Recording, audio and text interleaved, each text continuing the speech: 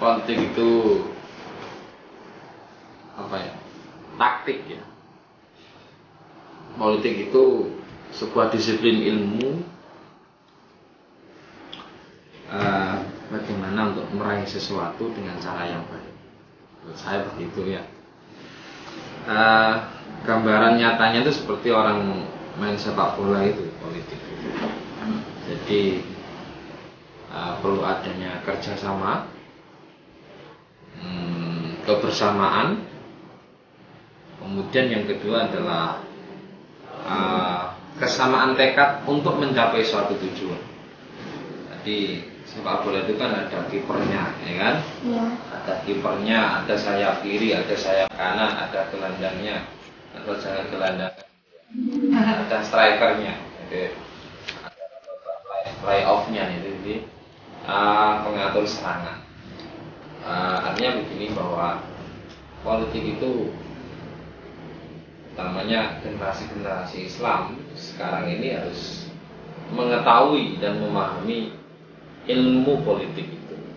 Orang Islam karena tuntutan situasi, saya kira lebih begitulah. Siapa yang akan sukses di masa-masa yang akan datang itu orang-orang yang pandai membaca situasi, mencari peluang.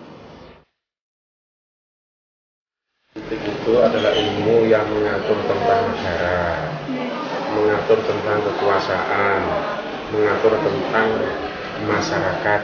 Itu adalah politik. Sudah.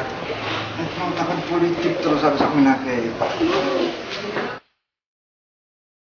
Politik dari segi sosial adalah di mana manusia itu berkomuniti, di mana manusia itu bergabung di dalam salah satu pembentukan peraturan perundang-undangan.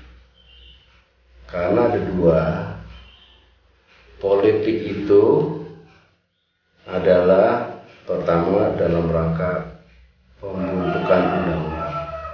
Ada politik hukum, di mana politik itu adalah membentuk suatu aturan perundang-undangan, karena undang-undang itu berdasarkan atas kemauan politik. Kita ketahui bahwa lembaga politik ini yang terbentuk dalam suatu kelembagaan yang disebut dengan legislatif. Legislatif itu ada tingkat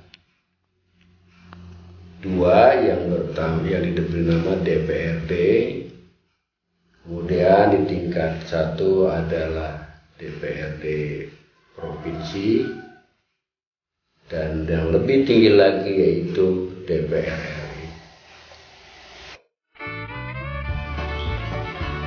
Yang saya tahu, politik itu bagian dari tatanan hukum yang berdasarkan asas demokrasi.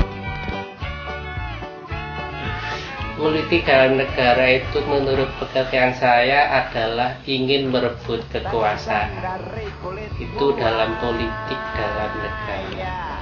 Lek politik golek duit, lek politik golek duit ya ingin bekerja dengan menumpuk harta sebanyak-banyaknya. Itu sih dari politik golek duit. Ya, menurut saya politik itu kan suatu sistem tatanan negara. Nah, dimana kalau saya tanpa politik ya negara nggak bisa berdiri, karena nggak mungkin kan dipimpin oleh satu orang, pasti butuh beberapa orang. Nah, tapi karena kita udah tahu politik di Indonesia itu seperti ini, kadang orang itu melihat kalau seandainya sesuatu dari sisi negatifnya saja, karena kita tahunya negatifnya mungkin ya yang ada di kabar berita, tapi hasilnya kan nggak sama seperti itu. Nah, politik itu juga sama seperti halnya ajak untuk menjatuhkan lawan, seperti itu mungkin.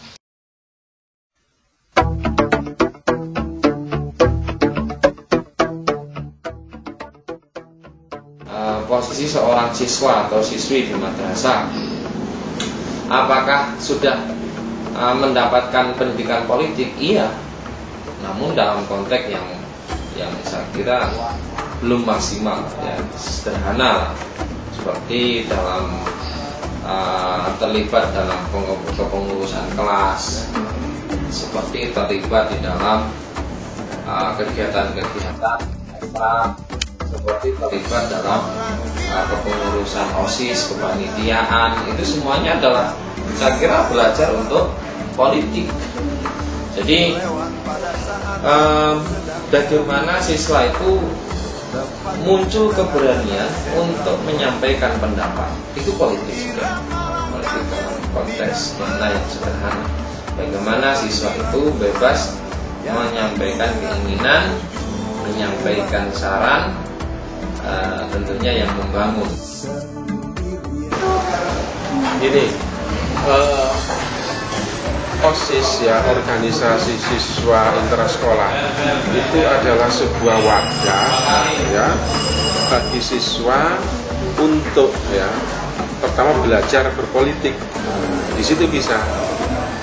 Karena apa? Karena dalam OSIS itu, di situ kan ada struktur kepengurusan OSIS, kemudian ada proses pemilihan ketua OSIS. Ya. Dalam proses pemilihan itu kan ada tahap-tahapannya, misalnya proses sosialisasi. Seorang calon itu, ya, itu dinilai oleh siswa yang akan memilihnya, kemudian juga melakukan, punya tim untuk mengkampanyekan, ya, tentang calon-calon yang dianggap layak untuk duduk di ketua OSIS. Ini juga ada unsur politisnya.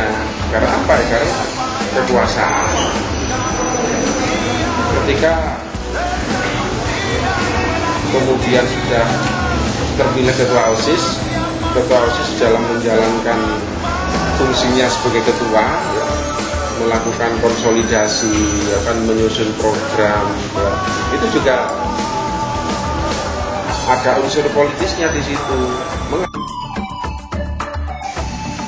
Kalau siswa itu sebetulnya hanya belajar tentang politik, tapi tindakan-tindakan politik itu yang bersifat praktisi itu belum.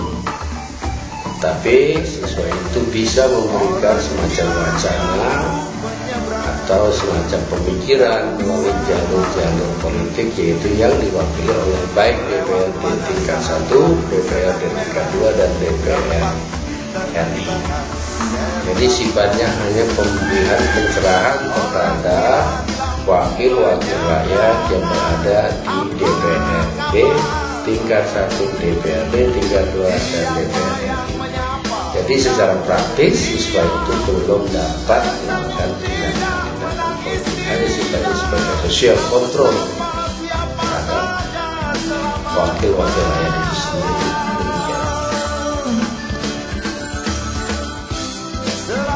Siswa secara politik langsung kalau usianya sudah di atas 17 tahun dan sudah mempunyai KTP, maka mereka harus memilih ikut dalam pemilu, baik itu pemilu legislatif ataupun pemilihan presiden langsung. Itu yang pertama. Dan yang kedua, di sekolah masing-masing itu kan juga ada sistem yang hampir sama dilakukan, yaitu contohnya pemilihan ketua kelas, pemilihan ketua OSIS, itu kan dilakukan secara demokrasi juga. Itu bagian dari politik. Untuk sementara ini siswa itu politik menurut saya berhenti dulu, fokus pada pendidikan. Itu pendapat saya.